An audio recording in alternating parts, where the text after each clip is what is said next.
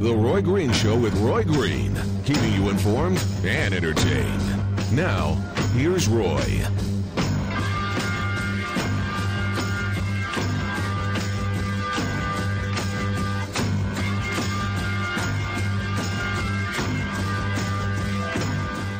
My blog is roygreenshow.com. The email is roy@roygreenshow.com.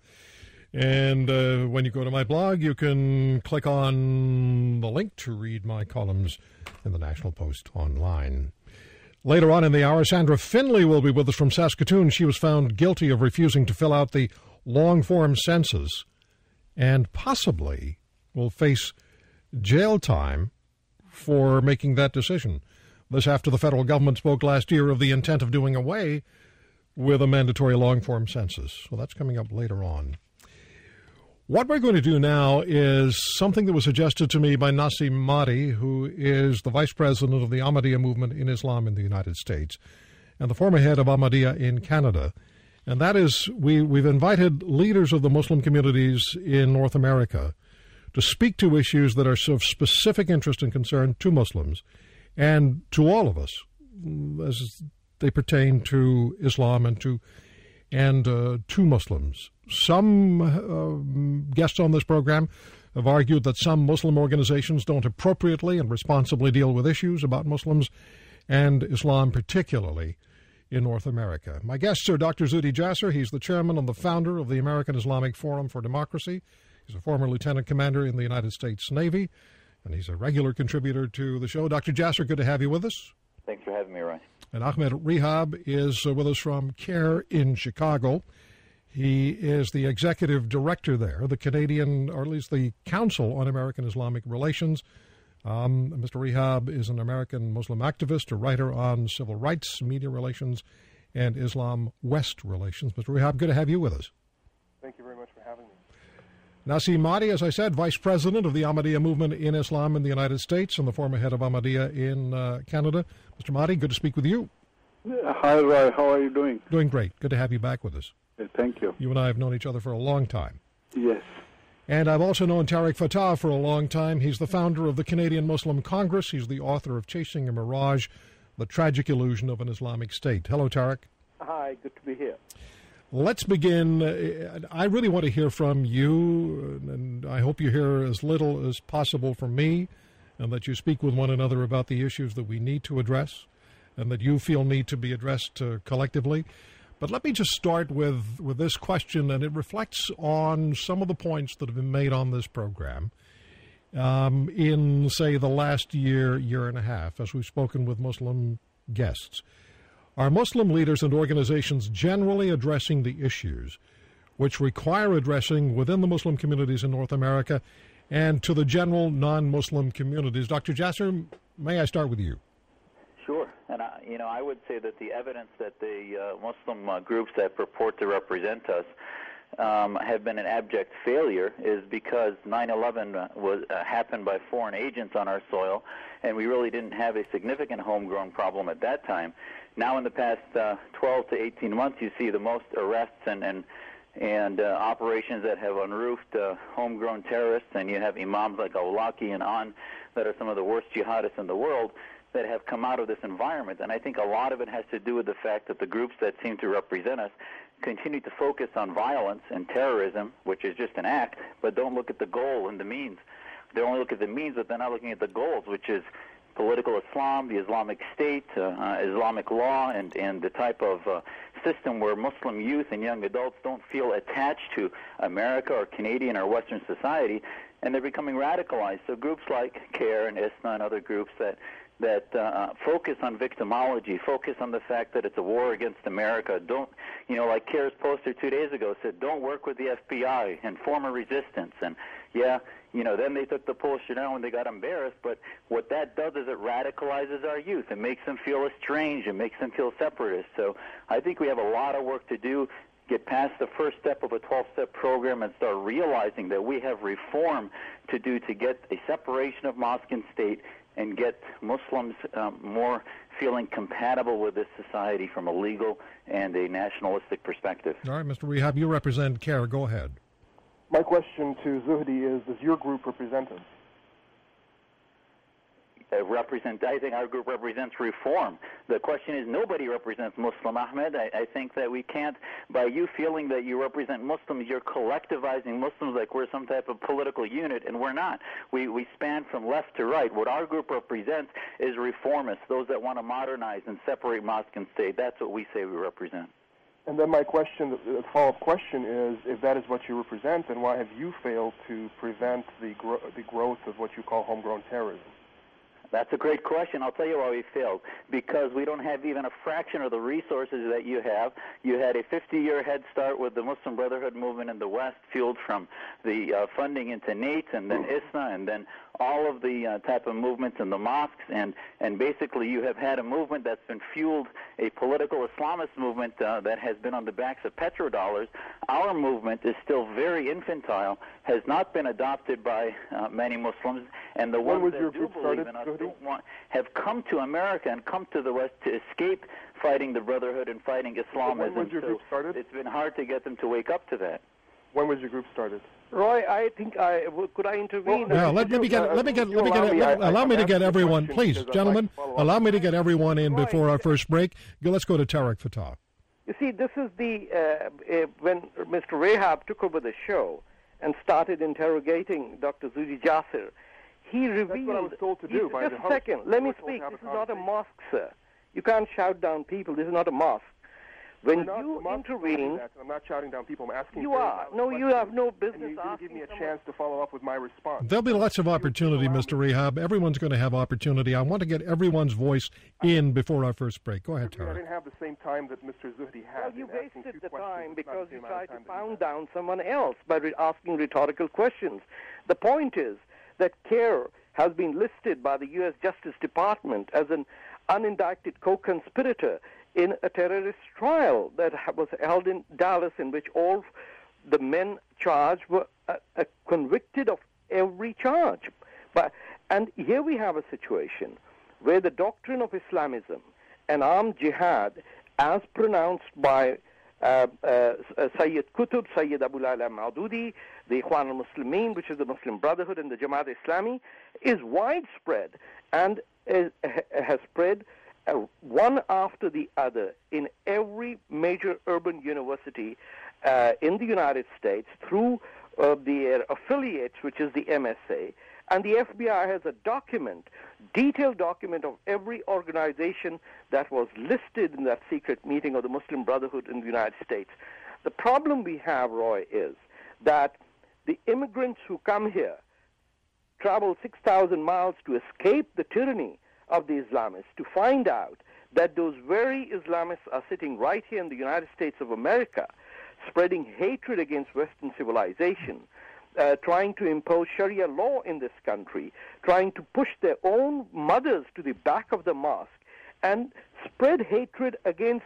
Tarek, I have to give Mr. Rehab an opportunity to respond to this. Then I want to hear from Naseem Mahdi. And I would ask you all to remember that a majority of our listeners really don't have the kind of detailed information of what may or may not be going on within the greater Muslim community in North America.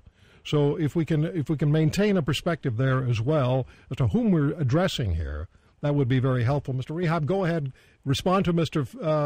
Tarek Fatah, and then I have to get Naseem Mahdi in before the break. Roy, just 1 second. I can hear everybody very well, but Ahmed Rehab's volume is very low. All right, Naseem, I'm sorry. We'll get this worked out. Go ahead, Mr. Rehab. On a few things that he said that were fallacious. Actually, CAIR is composed of 35 chapters that are autonomous. Each of them are founded by local communities in their own cities and states. They're funded exclusively by the community in that local community. If I can speak about my chapter, CAIR Chicago, we were founded only 5 years ago. And every penny that we raised since then has been raised by doctors, cab drivers, and everybody in between from the local Muslim community.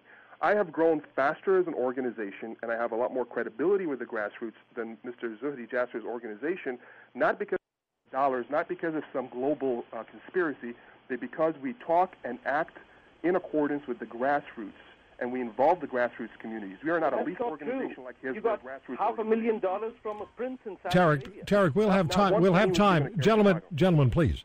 We will have time for you to say what needs to be said. Naseem Mahdi, have you been able to hear that? Yes, Roy, I would like to say that this problem did not start after 9/11. This is a centuries-old problem that there is a perception among the non-Muslims, especially among the Christians and Jews, that Muslims are all allowed to convert us with force. So they have the copy of the Holy Quran in one hand and a sword in the other. And this is the wrong interpretation of jihad. And unfortunately, we have given the wrong message, a distorted message to the non-Muslim world. And this has to change. We have to build bridges. We have to talk about Prophet Abraham. We have to talk about Prophet Moses and Jesus. We have to bring people together on the same platform. And we have to tell them that we are all brothers and sisters in faith, and we are not going to chop the heads of all those who do not agree with us. This has not started after 9/11. The Ahmaddiyah Muslim community, which was founded by the Messiah of this age, Hazrat Mirza Ghulam Ahmad of Qadian in 1889, he said that the wrong interpretation of jihad has damaged Islam so much that we have to get out and tell people what is the real meaning of jihad. All right, let me take a break here. I have to take, Naseem, I have to take a break. When we come back, what I'd like to do is maybe start with this, and that is that U.S. Congressman Peter King is going to hold congressional hearings to review the issue of Islamic radicalization, and that will be something that will be of significant interest to my listeners. And I know that all of my guests will have a view on this. There will be exchanges and there will be differences of opinion. I'm just going to try to make sure that everyone's voice is heard on this segment. We'll come back on The Roy Green Show on the Corliss Radio Network. You're listening to The Roy Green Show, all along the Corliss Radio Network.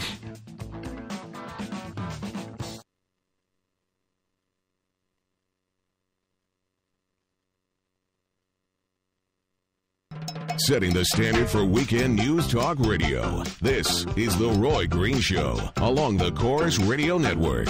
All my friends, rider. I have a panel of Muslim leaders in North America on the program with me today on the Corliss Radio Network. Tarek Fatah is the founder of the Canadian Muslim Congress. He's the author of Chasing a Mirage, The Tragic Illusion of an Islamic State. Naseem Mahdi is the Vice President of the Ahmaddiyah Movement in Islam, former head of Ahmaddiyah in Canada.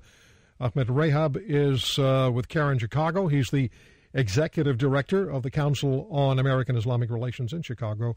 And Dr. Zuhdi Jasser is the Chairman and the founder of the American Islamic Forum for Democracy and a former Lieutenant Commander in the United States Navy. All right, let's get to a news story and have you speak to that. U.S. Congressman Peter King is going to be holding congressional hearings reviewing the issue of radicalization or Islamic radicalization in the United States. Mr. Rehab, why don't you start? Mr. Rehab? Yes, sir. Why don't you start? Give us your thoughts on Congressman King's hearings. Our fear is that these hearings will be unobjective and they will simply be a witch hunt.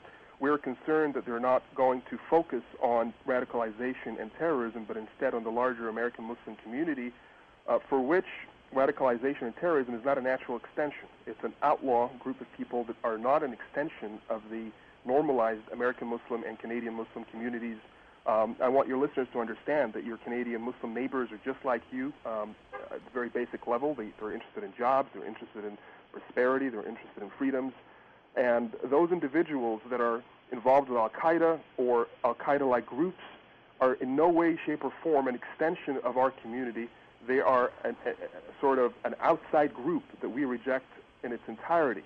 And if the conversation is going to be about them, we have to be careful not to involve Islam as a religion or American Muslims or Canadian Muslims as a group of people. Dr. Jasser, an extension. Dr. Jasser, you see value in these hearings. Yeah, absolutely, because I think one of the things that will be new from the other radicalization hearings that have happened is we're actually going to hopefully start to focus on what is the root cause of terrorism and radicalization. And I think many groups, and as you saw from the discussion before, Mr. Rehab ignored my main point, which was the issue of separatism and the issue of ideology, and the fact that there's no doubt we can't demonize the faith because the solution to radicalization will have to come from within the Muslim community and from within the House of Islam. But the problem is what these hearings, I think, will begin to give us an opportunity to do is to look at root cause analysis. What is the root cause of terror and radicalization? It's not just a crime problem. They're not just outlaws. They are an offshoot, a violent offshoot from a political movement that groups like CAIR and ISNA don't want to touch. They don't want to talk about reform. They aren't part of the solution. So we need to find out, well, which Muslims will be part of the solution. There's no evidence to what you're saying. There's no data. There's no anecdotal evidence. These groups spend most of their time in promoting civic participation, in promoting democracy, in promoting freedom initiatives in this country and abroad. That's nonsense. There is no way, shape, or form. Tarek Fatah, Tarek, you've spoken a great deal about radicalization, particularly as you see it in this country. Do you see value in what Congressman King is doing? I would, in fact, fully endorse the hearings. And I would hope that during those hearings, groups like CAIR and ISNA are exposed for what they really are, offshoots of spreading Islamist ideology. Look at CAIR's stand when 70-80% of the population of Oklahoma voted to ban Sharia law, which we have done here in Ontario, despite the fact that there was a lot of money poured in to introduce Sharia law into Canada. And CAIR went to the court system to undermine the verdict represented by 70% of Oklahomans. But Representative King is going to distinguish. Let me speak, sir. No, please let me speak. I kept No, this is not a mosque, Ahmed. This is not your mosque. Don't shout down at me, okay? The problem is... Answer the objective point I'm making here. The American I'm not court talking system, to you. Gentlemen, it really is going to work better if our listeners hear one voice at a time. You've heard the accusation, Mr. Rehab.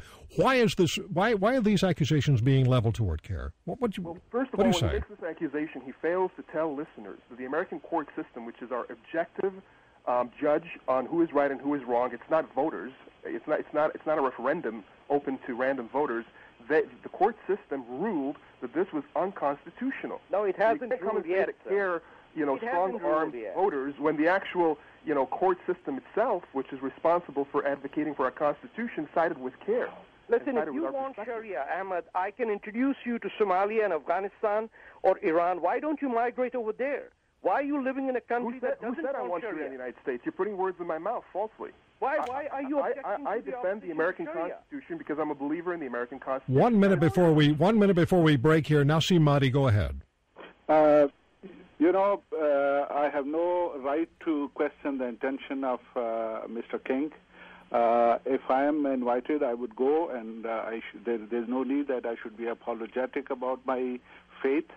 I will explain to them how we feel about Islam, and Islam is the religion of peace.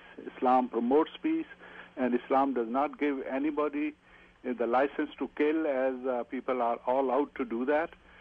I will be also saying that this is our religious responsibility. It's not a political statement. It is our religious responsibility that we should be loyal to the country we live in. So if we are in the United States, we should be loyal to this Mr. Mahdi, I stop you there because of the clock. We're going to take a break at the bottom of the hour. When we come back, we'll get back to our guests and speak to the issues that they think we need to know about. Again, I remind them all, this is for the majority for our listeners. We'll come back. Send your emails to Roy at RoyGreenshow.com. This is the hot town, summer in the city, back of my neck getting dirty gritty. Bend down, isn't it a pity? Doesn't seem to be a shadow in the city. All around, people looking half dead, walking on the sidewalk. We have a panel of Muslim leaders as guests, North American Muslim leaders as guests on this program, and we're dealing with issues within the Muslim community and beyond just the Muslim community. And as you're hearing, there are divisions among Muslims, and that's to be expected as there are divisions among all of us, and we're getting a greater sense, I think, of what the focus is and what the issues are. Zuhdi Jasser, Dr. Zuhdi Jasser is the chairman and the founder of the American Islamic Forum for Democracy. Ahmed Rehab is the executive director of CAIR Chicago, the Council on American Islamic Relations. Naseem Mahdi is the Vice President of the Ahmaddiyah Movement in Islam in the United States and the former head of Ahmaddiyah in Canada. Tarek Fatah is the founder of the Canadian Muslim Congress and the author of Chasing a Mirage, The Tragic Illusion of an Islamic State. We only have about 10 minutes left. So what I'd like to do is I'd like to start this segment by asking each of you to make a 60-second, I don't want to use the presentation, just speak for 60 seconds about what you want our listeners to know and understand. And I'll ask everyone to just allow the guest or the person who's speaking to speak for 60 seconds without interruption. Dr. Jasser, let's start with you. Yes, I hope the listeners understand that there's different Muslims with different ideas, and many of us look at diversity very importantly as far as ideological. And the groups that we should support, the individuals that we should support from the non-Muslim or the Muslim communities from within are those that seek solutions, those that take responsibility for the problems and take ownership. The ones that blame others, that are constantly on a victimology mantra, are not going to be part of the solution. And I think hearings like we'll see with Chairman King will start to look at what are the solutions and how do we stop that slippery slope. The Nidal Hassans of the world didn't wake up one day radical after going to sleep normal. He started off separatist, started off feeling a little estranged, and groups like Islamist groups pushed them down that slippery slope whether they care to admit it or not. And it's up to us to start an ideological battle within the House of Islam, no different than the Cold War where we fought communism. It's time for us to wake up as a community to help Muslims reform and separate mosque and state. And the Muslim leaders that acknowledge that and say that we own it and have solutions are the ones we should support. Naseem Mahdi. I think what we say, we are also practicing it, and we have started a campaign in last May. We started distribution of flyers in the whole country, and through these flyers, through ads on the buses, and also through the media, we were able to reach 60 million Americans with this message that Islam means peace and not terrorism. Now we have started this campaign on 11th of January that Muslims for loyalty. We say that it is Islam, the religion of Islam, teaches us, and it's very clear in the Quran, it's very clear in Prophet Muhammad's teaching, that wherever you live, you should love your country and you should be loyal to that country. So we are going to give this message, and to perhaps at this time to 100 million Americans, that we are loyal, we are Muslims, and we are loyal to this country, and I'm sure that the vast majority of the American Muslims are loyal and law-abiding citizens. Mr. Rehab, go ahead. I think it's telling that both Mr. Zuhdi and Mr. Tarek have spent virtually their entire time on this show attacking other Muslim organizations, and it speaks to the bankruptcy of their own ideology and the fact that they have no original ideas. If you look at ISNA or CAIR or any of the mainstream American Muslim organizations that are truly grassroots, you will find that their everyday activity, whether it's in press releases or in media interviews or in the fact that my office alone has resolved 1,875 civil rights cases in the 5 years that we've been active, all funded by local money, not a penny from outside of the state, let alone outside of the country.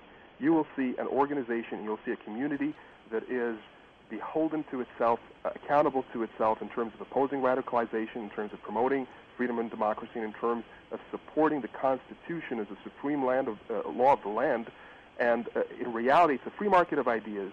If their organizations were as effective as they are claiming, the Muslim grassroots would have readily gravitated towards them, but they're shunned. They're seen to have no credibility for the sole reason that they don't speak for the issues. Tarek Fatah. I'd like Americans and Canadians to know that we are facing a very serious threat from the forces of Islamofascism. The problem is that the West has not yet figured out how to distinguish between Islam and Islamism. Islam is not the issue, not the problem, but the ideology of Islamism that is based on armed jihad and the ideology of the Muslim Brotherhood and the Jamaat Islami, who have killed more Muslims than non-Muslims anywhere in the world. That is a real threat to the United States of America. It is a threat because beholders of that ideology are today embedded within American society at very high levels, in universities, in the academia, and right on the Congress staff level as well. There are people who believe that the United States of America should subject itself to Sharia law. Those who have taken millions of dollars from Arab governments to set up their own headquarters in the United States are today saying that money does not come from any other source. Okay, let me stop you there, Tarek. I want to, in the time we have left, because it's been brought up several times, and it is an issue that is discussed, and I'm not sure that we, in the greater population, have a real sense of what the debate is about. And let's talk about Sharia law. Mr. Rehab, let's have you address that. It's Sharia law within a North American society. Within North American society, you will find that the great overwhelming majority of American Muslims and their representative organizations like CAIR and ISNA having absolutely no interest in seeing our Constitution, I speak as an American, being replaced with any religious canon. That is not something that we in any way support or work towards, contrary to all of the accusations. And they're usually made by people who are completely clueless about our community and its inner workings. The fact of the matter is... We supported Sharia in Canada. On the other hand, it's also important to understand that Sharia sometimes is a word that is defined differently by different people. In the United States of America, Sharia applies only in regards to the personal, daily religious rulings on marriage, on funerals, on things like that, not unlike halakha in Judaism or in the Catholic canon. And in that perspective, it is absolutely fine. The Constitution supports it, and that is precisely our perspective as well. All right, Tarek Fatah, that's not something we're interested in. Tarek Fatah, you just had something to say, Mr. Rehab. Go ahead on Sharia law. CAIR was the primary mover of Sharia law in Canada. And they have the audacity to now say we have no interest. They were the prime movers, along with ISNA, in almost was successful in introducing Sharia law in the family court system in Canada. It is we who defeated them. I'll tell you what, they can fool a whole lot of guilt-ridden white liberals, but they can't fool us because we are Muslim. We have seen the effects of Sharia. We have seen what they've done to the Ahmaddiyah Muslims in Pakistan, where they've slaughtered them. We have seen what the Sharia law proponents have done to Coptic Christians. And today they come up and say that they do not want Sharia, yet they've gone to court to stop the Oklahoma law. I find it ridiculous, and I'll tell you it is very dangerous. All right, Mr. Mahdi, what do you say about Sharia law? I can assure you that the Sharia law, the real Sharia law of the Quran and Prophet Muhammad, is a beautiful law. And then there is a distorted picture of Sharia law, which is horrible, which gives people license to kill. So those people, those Americans who are afraid of that Sharia law because they hear from these clerics from Afghanistan, from other countries, and they are horrified.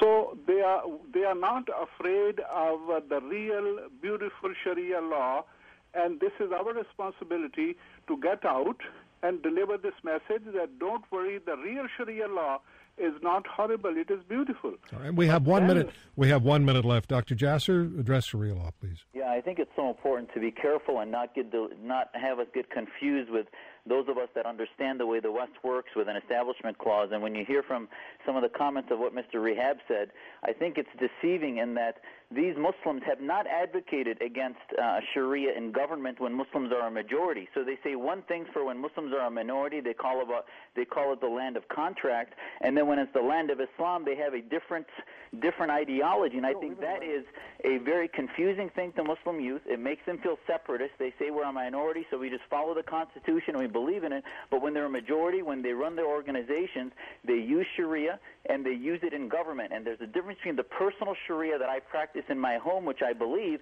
and that which ends up running government in Saudi Arabia and Iran and elsewhere, which Tarek was talking about. All right, gentlemen, I thank you very much for the time. Next time, and I think we need to reassemble, next time we'll choose one subject and perhaps just deal with that. I do appreciate your time. Dr. Jasser, thank you. Thank you very much. Mr. Rehab, thank you. Tarek and Naseem Mahdi, thank you all very much. Thank you.